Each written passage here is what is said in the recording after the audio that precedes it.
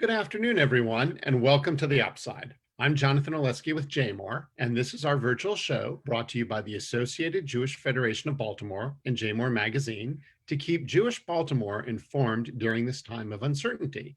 If you have questions today for our guest, please be sure to ask them via the Zoom chat or via JMOR's Facebook page. Now, it is my pleasure to introduce our wonderful host today, Beth Goldsmith, Chair of the Associated Jewish Federation of Baltimore. Dr. Scott Rifkin, publisher of JMOR, has the day off. Beth, go ahead and take it away. Thanks, Jonathan. It's so good to see you. I want to welcome everyone back and Happy New Year to all. As we begin this new year, we find ourselves still in the grip of this pandemic, concerned about the long winter ahead of us. Sharing these challenging times through faith and spirituality can help us cope with the uncertainty while also offering us lessons on self-care. Research has actually shown that those who integrate positive religious coping methods into their everyday lives have much better outcomes than those who don't. So on today's Upside, we're going to talk about ways that spirituality can make a difference in our emotional well-being. Jonathan, I'll let you introduce our guest. All right, I'm very excited to welcome Rabbi Joshua Gruenberg, Senior Rabbi of Chizuk Amuno Congregation, to our show to kick off 2021. Rabbi Gruenberg joined Chizuk in July 2018, where he previously served as Rabbi of Congregation Bethel in Yardley, Pennsylvania. Beth, I'll kick it back to you if you want to ask your rabbi the first question. And thank you. That was going to be the first thing I said. I'm so happy to welcome my rabbi, even though I'm farther away than usual at the moment. But it's wonderful to see you, and thank you for being so flexible. Some of you may remember we were going to talk about Hanukkah when Rabbi Gruenberg was here last, but we get to talk about something perhaps even more important and helpful to our viewers today. So, how does spirituality contribute to emotional well-being? So, first of all, thank you for having me. When Jonathan asked me, I think my first response was, so wait, I don't understand the catch. You want me to hang out and talk with my friend Beth Goldsmith for a little while? Okay, where do I sign? I'll do that anytime.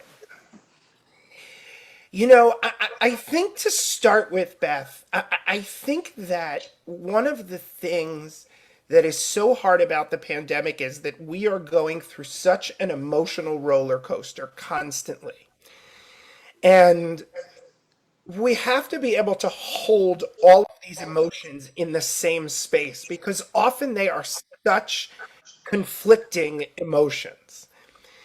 And in order to not only hold these emotions of loss, of fear, of anxiety, but to get beyond them, to kind of figure out how we are going to get through them and even be okay and better on the other side, we have to find these moments of meaning that literally, Beth, lift our overall being, right? I mean, you can just think of a moment in your mind, whatever it might be. It could be a moment of nature, a moment of family, a moment of connecting with an old friend, whatever it might be. And after that moment, you feel physically lighter and you feel emotionally high. And that adds to your overall health in a very palpable way. I think the challenge is, and we can talk a little bit more about this, is that in the pandemic, we lose a lot of the spontaneous moments of spirituality because we are home, because we are not interacting with people randomly, right? I mean, I think about it, Beth, in the context of 5 minutes in a kosher market in Pikesville on a Friday afternoon. You could probably see, Beth, enough people, right, to get some serious associated business done before Shabbos, right? But now we all have our masks on. It's get in and get out. So there's spontaneous interactions that really can be a spiritual interact. They're not, I'm joking about the business side, right? But that can lift us, and we're not having that. And that's really hard. Thank you. Thanks, Josh. Jonathan, why don't you jump in? Yeah. Rabbi, so many of us now for almost 10, 11 months have been davening via Zoom. We go to synagogue online. This is how we're talking today. And many of us struggle. We come to the synagogue, or we came to the synagogue before COVID, lots of us, to talk to God, to find God. How do we do that on a screen from home? Yeah. I mean, how do you do that? I've seen you davening online. You look just like you're davening in shul, but what do you have to do, and what should we do to engage with God online?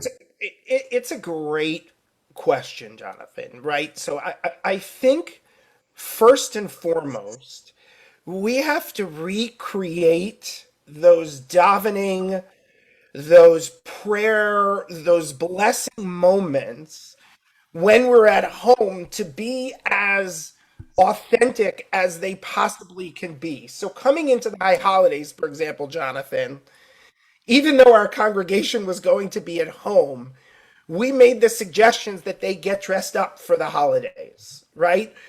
We made the suggestion that if technologically they are okay with it on the Sabbath, that they get into a chat group so that they can talk about the rabbi's sermon following the rabbi's sermon. Because everybody knows, right, Jonathan? That's one of the best parts of being there, is talking about the rabbi's sermon, good, bad, otherwise. When we set up our high holiday platform, one of the most important things for us was that there would be a chat mechanism outside of the service so that people could ostensibly hang out in the hallway during services. Once, a couple of years ago, I got to go into the hallway during high holiday services.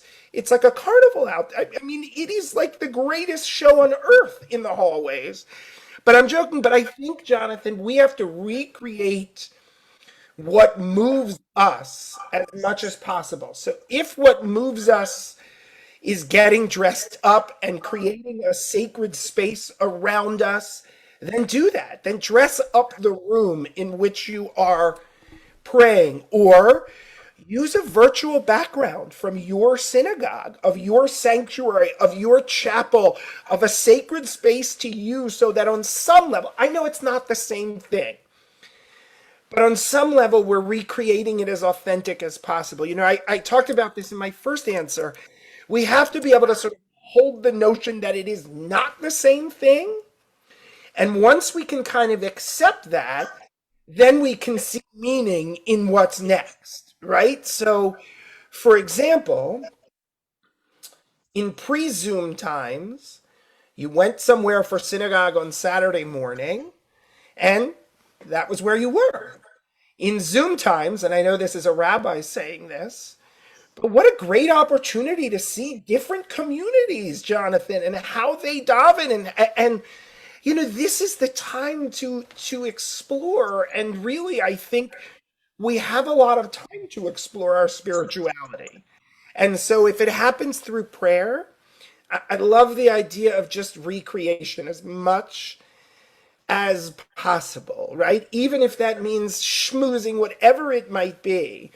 But I think with all of it, our challenge is, Jonathan, that we have to be that much more purposeful about these experiences than we normally are, right? So we know in the non-Zoom pandemic world, synagogue davening, it's always there for us. We can check in, we can check out.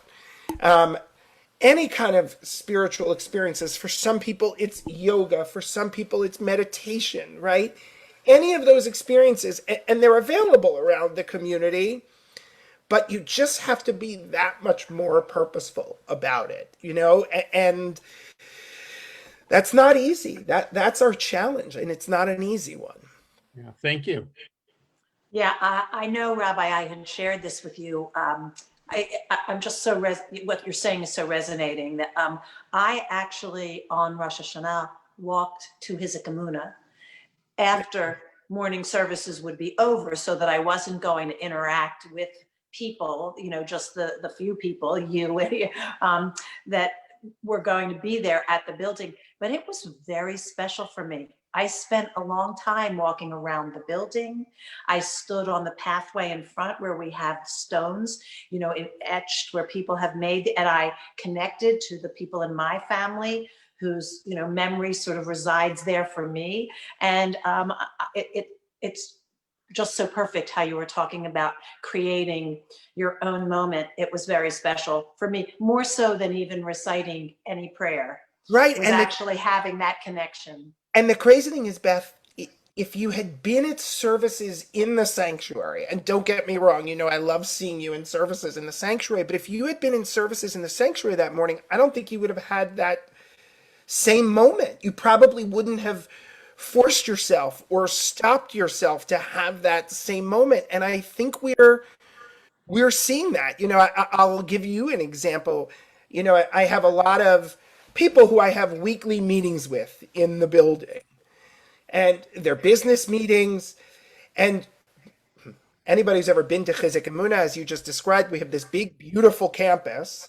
And it took until the pandemic for me to realize that we can have these meetings while we're walking around the grounds, so that we get outside, we experience nature a little bit, we connect to that.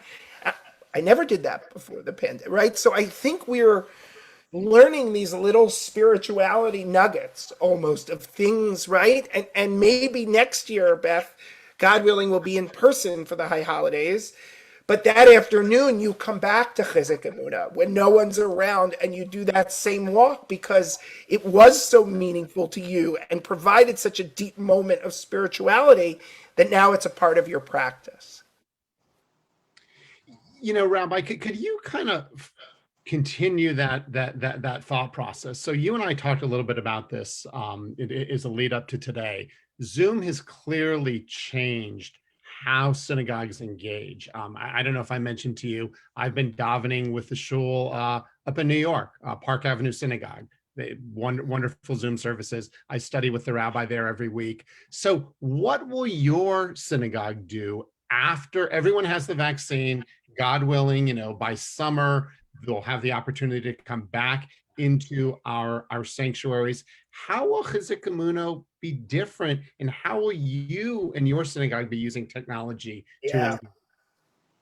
Such a great question, Jonathan. I think about it in this context just to sort of begin, and that is to say that let me use this example. So we have a great family service at Chizuk Amuno. It's under the direction of Rabbi Stuart Seltzer, and anybody who's ever experienced this family service in any way, it's. I often get the statement that people say, is there anything after the family service, like age-wise, or would you just have to go into the main service? And I always respond, no, I don't take offense to that. I don't want you to. Anyway. Our students have huge parts in this family service. They read Torah, they take Aliyahs. And during the pandemic, their grandparents have been there for every single one of those moments. Now imagine the nachas, right, of a grandparent who is waking up, at 7 a.m. on Saturday morning to see their grandchild read Torah in Baltimore. That's an incredible feeling. I don't want to be the guy, Jonathan, that says to them after this is all over, sorry, you can no longer have that feeling because we're now off of Zoom. Too bad for you. So we have, even during this time, we've made an investment in technology, and we will have to going forward, because at the end of the day, it comes down to engagement, right? And in the synagogue business, Beth knows this very well, we love to brag about how many member families we have. It's this great number that everybody talks about at rabbi conventions. Jonathan, I'll share this with you. It's sort of known that every rabbi exaggerates whatever their synagogue membership is by at least 10%, if not more. But the real measure is how many people are we actively engaging on a regular basis, right? And we have learned, whether it's grandparents, whether it's people who go to Florida or warmer parts for the winter, whether it's people who've moved away from Baltimore, but because Baltimore connections run so deep and so strong that they want to be a part of this community that's been a part of them for so long, we're really going to have to blend these things. And the difference between a Zoom and a live stream, people can engage on Zoom, right? And they can offer blessings. So the first thing I think we're going to have to do is we're going to have to evolve technologically, right? Synagogues are all now going to have technology committees. They're going to have a IT person, right? Because it's not just this stuff, Jonathan and Beth. It's so much of what we do is through social media. I'll say to my kids, I posted something on Facebook, and they laugh at me because just by saying that I posted something on Facebook, I've dated myself into a certain generation, right? Because they don't even go on Facebook. They're on Instagram and Twitter. And if we're going to engage, Jonathan, I think the pandemic has brought this to the fore. But if we're going to engage that next community of that next generation of Jewish families with their language on their platform, in a lot of ways, this pandemic is a wake-up call to all of us in the Jewish institutional world that it's time for us to be 21st century institutions, right? That speak all of that language, and that understand that engagement is more broad than it's ever been, and social media and those kinds of things are just other ways to engage. I'll say this one last thing. Let's just say it on a completely other side of the spectrum. We do a fair amount of evening adult education classes. During the pandemic, many of our, I'm going to say this very carefully, many of our more life experienced members who prefer not to drive at night have been able to engage in these classes via Zoom.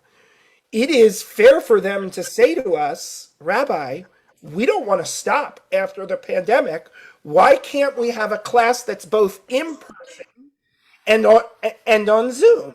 And they're right. And it's our responsibility to adapt and evolve to that.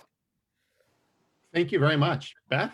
Yeah, everything you said it's just so true. As one of those sort of life experienced people, I don't love going out. I say I get more done in any day now than I used to because I don't have to drive from place to place, from meeting to meeting.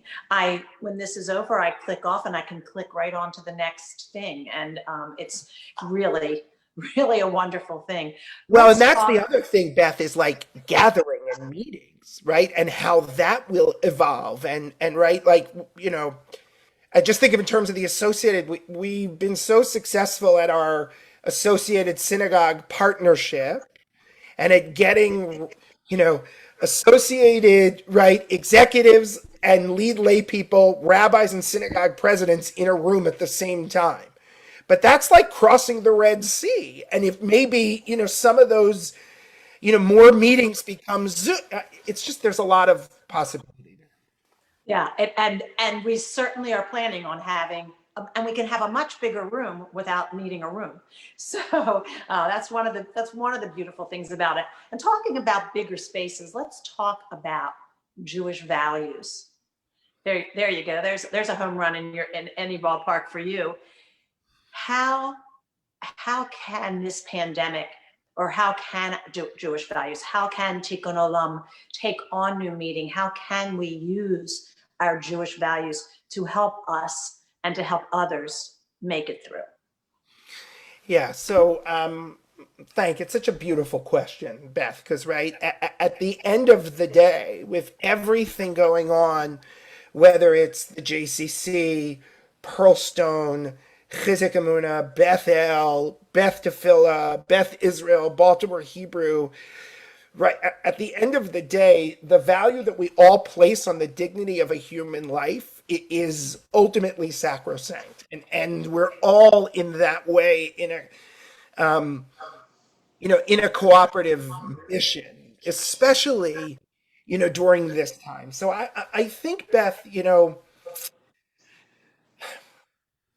I think that one of the great strengths and I may surprise you by what I'm about to say, but I think one of the great strengths of the ultra Orthodox Jewish community is the way that they take care of their community, the systems that they put in place that ensures that if somebody is in need, that everybody comes to their aid. And in that way, they really speak to the notion that in the Jewish community, we are only as strong as our weakest member. Or to say it a little bit differently, we are only as strong as the softest voice in our community. And so I think that COVID, as it does with so many things, magnifies those soft voices. In other words, I think about people who in our communities need us the most during challenging times. So people who live alone, right? Because during this time, it is so challenging. Um, People who are away from grandchildren, people who are away from parents, right? Aging parents. And I think that the first thing that we can do as a community is identify people in need. And this is like, we need to dial it back 40 years, pick up the phone and call. Like on a very basic level. So we started, we're not unique in this way. Like at the beginning of this, we started with like, okay, by next week, we're going to call all of our people who have been alive for 90 plus years to check in. And then we did it again at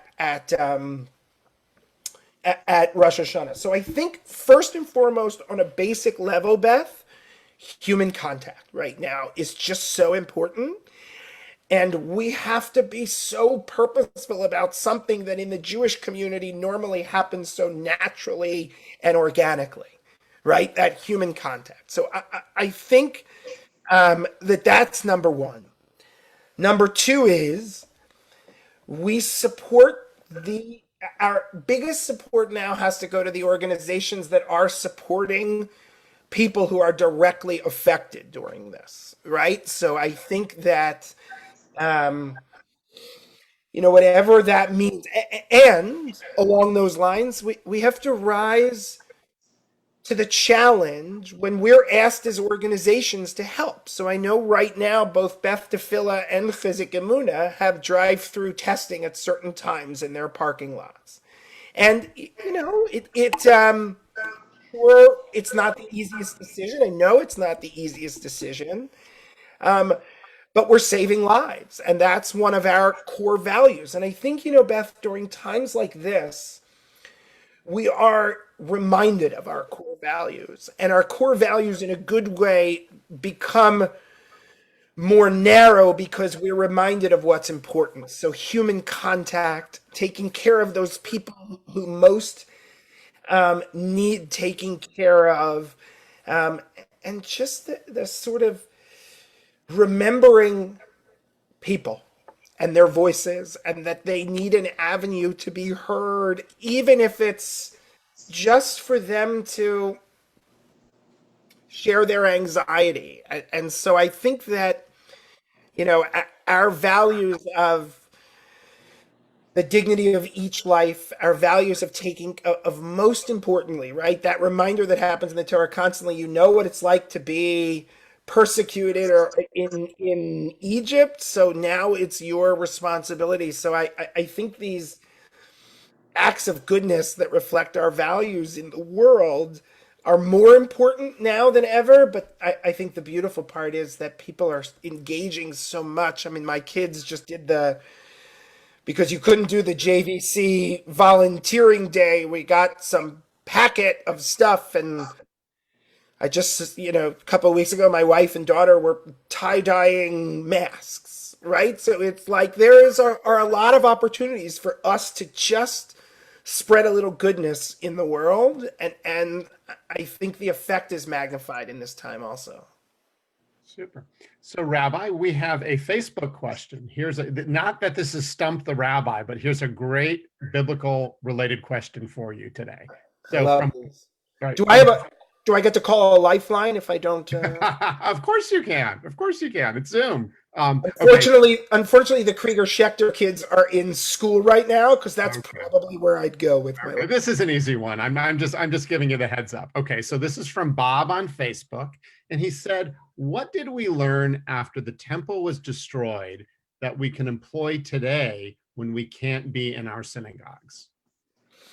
Yeah, it's a great question. So I mean, we learned so much when the temple was destroyed. I think first and foremost, we learned that when we get in the Jewish community this deep edifice complex, it can become our great undoing, right? We sort of get fixated, Jonathan, on the notion that Judaism happens at its best in physical, centralized structures. I know there's an irony being that I'm the senior rabbi of Chizuk Amuno as I'm saying this, but I think that we are learning in this pandemic, like we learned in the temple. By the way, Jews are notorious for needing to learn lessons over and over again before internalizing them.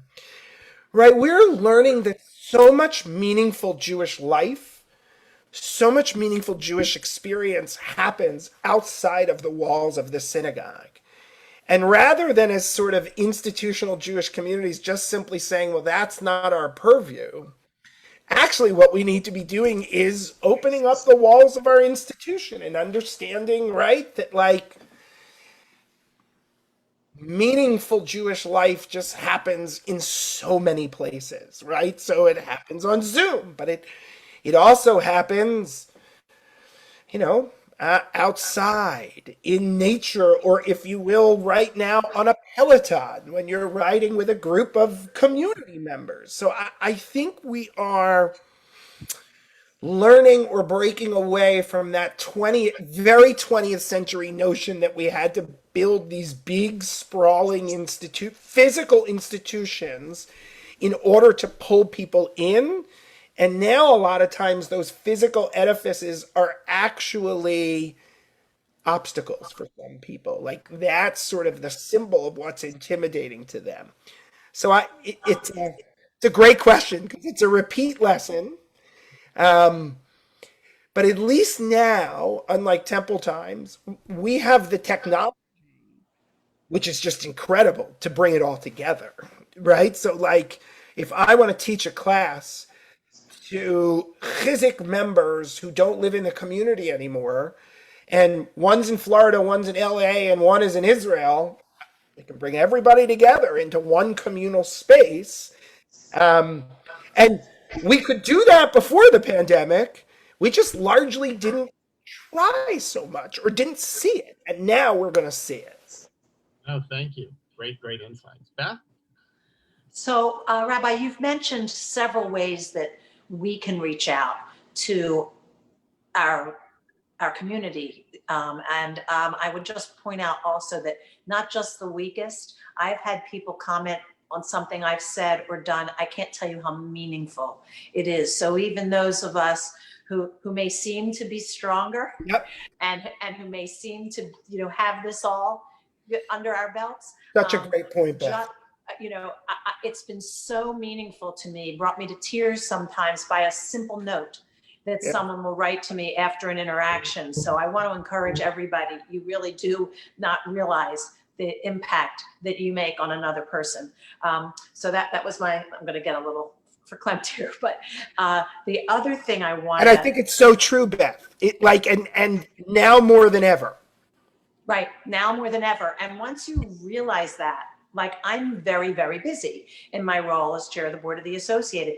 And many people think that challenge must be so daunting, particularly during these times. And I say, I feel like it was the greatest gift ever that I got this now, because while other people are suffering, I feel like I'm thriving. I'm so busy. I feel so good about what I'm able to give back that it's really been an incredibly wonderful. I'm scared like everybody else to go anywhere. But that being said, I personally, spiritually, like the topic of our show today is my well-being has been unbelievably enhanced because of what I do. So along those same lines, maybe you could share with us some things that people have been reaching out to you for. Are there new problems, different problems, the kinds of things, obviously with Mhm. all rabbi discretion, sorry.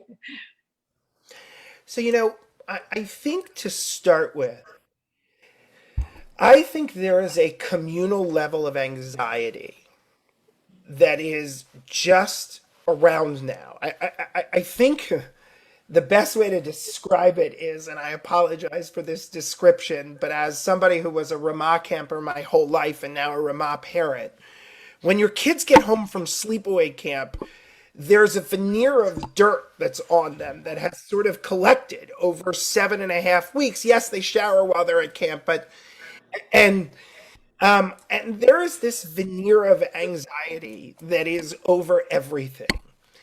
And I think it starts from this place, Beth, of understanding that this pandemic is finite, but it feeling like this great, big, infinite disaster right now. And that's just so hard. So I think everybody, even people who are normally not anxious people, who normally deal with this anxiety, the normal anxiety, the normative anxiety of life, and they just kind of let it go by the wayside, even people like that who aren't pre sort of predestined to have anxiety, even they're feeling anxiety. So that's the first thing that we're seeing constantly. Then people have normal anxieties that they're dealing with regularly. And the pandemic seems to magnify all of that in a significant way. Because everybody just sort of you spend more time not active, and I think more time home, and so there's that sense. But I will tell you that for me as a rabbi, and I know Rabbi Wexler, one of our rabbis here at Chizuk Amuno, and I have talked about this a lot. Um, Life cycles, particularly going through a loss, a death during COVID time, is really challenging. Just really, and that we're seeing a lot of people who are going through loss during COVID, and just not getting from the process what they need. And what's hard for us as rabbis is twofold. One, we know that normally the process really does give them what they need. And two, the best way to illustrate this is by story. I can't tell you how many times I've been at a funeral and I've reached my hand out to put an arm around somebody, to put an arm on somebody's shoulder, and then I have to pull myself back. So, like, we can't fully be the clergy that we want to be. So we're sort of participating in the lack of what they're getting. So that, I think, has really been a profound difficulty for people during this time. And then so much loneliness, Beth. I mean, just whether it's people who live alone. It's interesting. And obviously, there's no sort of empirical evidence, but anecdotally, um, a lot of our people who I know live alone have really been engaging in classes and all of that stuff. They've been really making a point of it. But I think there are so many people who are hurting because they can't see their parents. And they are deathly afraid, Beth, that they're not going to see their parents again. And they're now going on a year where they haven't seen their parents in person. And so it's this brush with your own mortality that's going on amongst all of this. And that's really where we're seeing so many hurting people. Rabbi, kind of as we begin to wrap up, and I love the answers, and being a rabbi is hard. Being a rabbi during COVID, I'm sure, is much harder, and I have some personal experience because my father's a retired conservative rabbi. So, who takes care of you? Who's your rabbi? What do you do when you hit that wall? Because it's not easy. I wouldn't want to be a rabbi, and thank you for all that you do, but how do you get through it? Yeah, so thank you for asking that, Jonathan, for two reasons. One, because I really appreciate you asking me personally about it. But two, even more so, because I think it's so important that we model for the community that we are doing that. Self care is really important. And I want to say that I am extremely lucky, Jonathan, to be the rabbi of a synagogue where they invest in my self care, believe in my self care, encourage me to take the time that I need. So, first and foremost, physical activity is just so important. Um, we have a Peloton. We are one of those quarantine Peloton families who has gotten a Peloton. So we ride the Peloton. Thank God for our dog, Jonathan, who I want to say by the end of every day kind of looks at us like, no more walks. It's enough, everybody. We get that you're home all day. I'm done. Leave me alone. Got it. I have a both in Baltimore and colleagues out of Baltimore. I have great rabbi groups. Um, I have a wonderful, wonderful therapist in New York who's there for me when I need it. And my favorite, and I think hobbies are great, Jonathan. Um, and also, wait, before I tell you that, I work with a work coach whose first question for me every time we meet is, what are you doing to care for yourself? And I say that because I think we all need to create mechanisms to make sure that we are caring for ourselves. Some people, Jonathan, are good at it naturally. I'm not. So I need to have people who will remind me to take care of myself. Um, so during COVID, we bought a meat smoker. And one of my COVID hobbies, my only COVID hobby, has been smoking different kinds of meats and chicken and it's really a win-win for everybody, Jonathan. Because Fun. so Right. yes, Good for you. All right, Beth, as we begin to wrap up. Yeah. Well, first of all, I will say how the show started, which is how I was going to end anyway, was to thank my rabbi, Rabbi Gruenberg. It's always a pleasure and certainly a privilege to be able to speak to you. And thank you so much for being here. So as we're wrapping up, I'm just going to ask you one last thing for our crowd.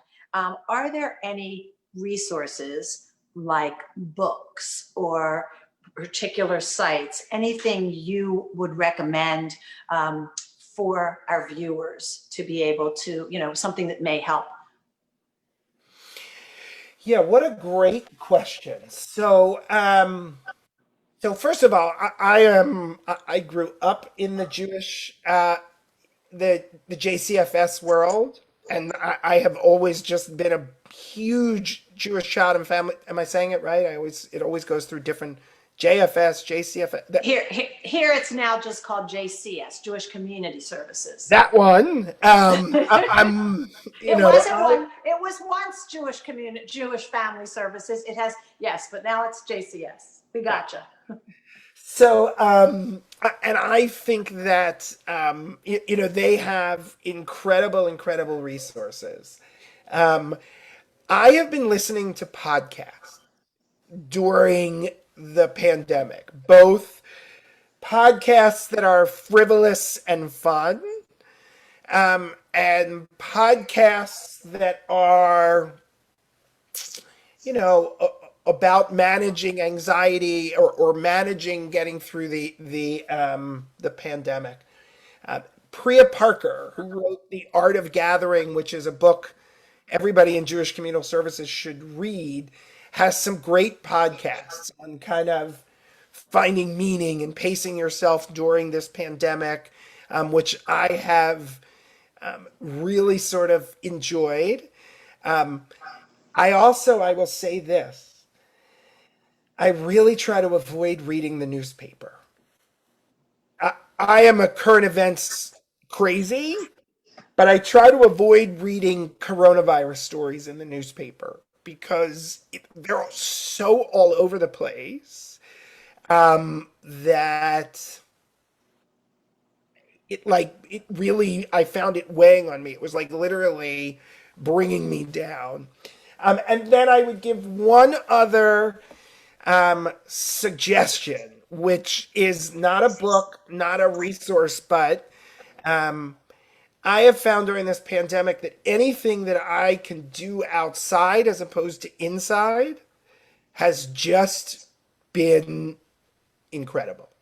Just fresh air has really just lifted my spirit. And then, the other thing I would say is that the last thing I'll say is we're so blessed in Baltimore not only to have JCS, but there are so many incredible rabbis in the city of Baltimore, and anybody who is hurting in any way, shape, or form, reach out to one of these rabbis.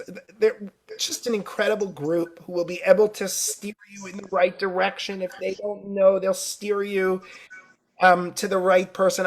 I'm in awe of my colleagues and my partners here in Baltimore, and how they have managed the community during this. So we're so fortunate to have this incredible community and safety net in Baltimore. We sometimes turn outward, Beth. I think especially in the Baltimore Jewish community, this is our time to turn inward and to just be comforted and lifted up by this incredible community. Thank you. Thanks so much. And thank you again for being here today. And thank you for reminding us of how wonderful our community is. And I'll recommend a few resources that I always close with. You can visit associated.org and jmoreliving.com for always more information, more stories and resources, and also sign up for the weekly newsletter. I want to tell everybody out there, and please make sure you tell your friends, next Tuesday, January 12th, when we return, our show is going to be talking about COVID-19 vaccines. So I'm sure no one is going to want to miss that one. And again, thanks to everyone for being here today. Thanks to the wonderful Rabbi Gruenberg. And thank you, Jonathan, for co-hosting with me today. I really appreciate that. And from all of us here at the Associated and at JMOR, a little bit belated, but still very true wishes for a very happy and healthy new year. Until we meet again, please stay well. Amen. Thank you. Thank you, Rabbi. Thank you.